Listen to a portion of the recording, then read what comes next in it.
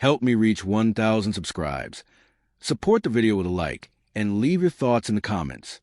I read every comment. Thanks. I never had a problem with my wife having friends. Men, women, co-workers, old college people. It never bothered me. Trust was something I believed in. Elizabeth and I had been married 8 years, and for most of that time, I thought we were solid. Not loud love solid. Not fireworks. Just steady. Respectful. Real. That's what I thought. Anyway, her male best friend, Ryan, had been around since before me. She always mentioned that casually, like a disclaimer. We've known each other forever. I didn't push. I didn't interrogate. I didn't want to be that guy. I told myself maturity meant not feeling threatened by another man's presence in my wife's life. But maturity doesn't mean ignoring patterns. Ryan texted her constantly. Not flirting, at least not obviously, but always there. First person she told things to. Promotions. Bad days. Jokes I hadn't heard yet. I noticed how her face softened when his name popped up. How she angled her phone away. Not dramatically, just enough.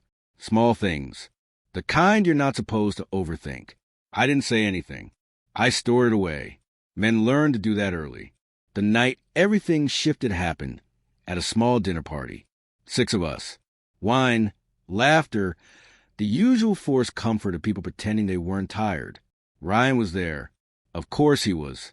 Sitting across from Elizabeth, leaning in every time she spoke, like her words were magnets. At one point, Elizabeth made a joke about how I forget dates. Not mean, just casual. Ryan laughed too hard, then added, "Yeah, James has always been a little absent-minded, right?" He smirked when he said it, like it was an inside joke I wasn't part of. I felt something tighten in my chest. Later, while everyone was in the kitchen, Ryan clapped me on the shoulder and said, "You're lucky, man. Elizabeth's one of a kind. You wouldn't survive without her." It was said lightly, almost friendly. Almost. That's when I said something back. I don't even remember the exact words. I know my tone stayed even. I know I smiled when I said it. Something like, "I'm doing just fine. I married her. You didn't." The air shifted, not dramatically, just enough for him to notice. Ryan's smile thinned. His eyes changed. For half a second, the friendliness dropped.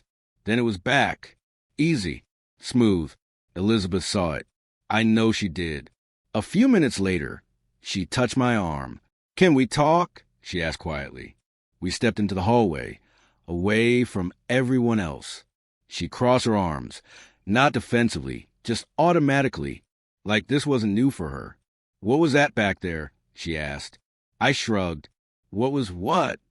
"With Ryan," she said. "You need to make it weird." That word. Weird. Not disrespectful. Not out of line. Weird. I said. He crossed a line. She sighed. A long one. The kind that says she's already decided.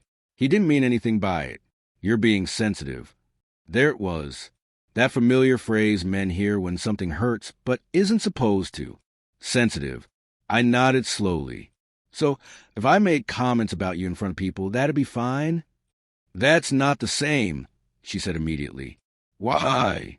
She hesitated, just for a second. Then she said, "Because Ryan's different." "Different how?" She looked around, then stepped closer to me and lowered her voice. "James, he's just my best friend. You don't need to compete." Compete? Something in my head clicked into place. Quiet but sharp. I realized I hadn't been competing at all. I'd been stepping aside. If this is already hitting close to home, take a second to like this video so this story reaches the people who need to hear it most. I looked at her and said, "I'm not competing. I'm your husband." Her jaw tightened.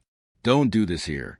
Then when I asked, she leaned in, eyes steady, voice calm in a way that didn't feel kind. "Just let it go. You're reading into things that aren't there." I watched her walk back into the room before I followed. Watched how Ryan immediately met her eyes. Watched how she smiled at him without thinking. And for the first time since I married her, I wondered if I was standing in the wrong place in my own life. Before moving forward, comment below. Do you believe a married person can truly have a best friend of the opposite sex without boundaries being crossed? That night didn't end in a fight. It ended in silence. The heavy kind that fills space where answers should be. I went to bed knowing something had been said that couldn't be unsaid, and something had been revealed that couldn't be unseen. The silence didn't break the next morning. Elizabeth moved to the house like everything was normal, humming softly while making coffee, asking if I wanted eggs. I said no, not because I wasn't hungry, but because something in me refused a routine. Routine is how you pretend things are fine when they're not. She noticed. Of course she did. You're being distant, she said, not accusing, just observing. I'm thinking, I replied. She nodded, like that explained everything, and let it drop. That was her pattern. Address the surface. Avoid the depth. Ryan texted her twice before noon. I didn't see the messages, but I saw the reaction, the softened smile, the way she typed back quickly, then locked her phone. That evening, I didn't raise my voice. I didn't pace. I just asked one question. Why does he get parts of you I don't? She looked genuinely confused. What do you mean? I mean your attention, your emotional energy, the things you share first. She opened her mouth, closed it, then said, You're overthinking this. There was again the dismissal dressed up as reassurance. I took a breath. If I'm overthinking, help me understand. Set boundaries. Her eyes hardened slightly. I'm not cutting off my best friend because you're insecure. Insecure.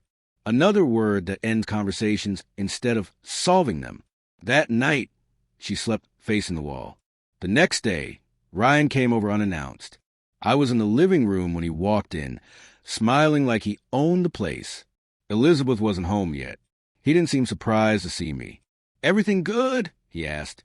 I stood up, calm, steady. We need to clear something up. He tilted his head. Sure, I'm her husband, I said.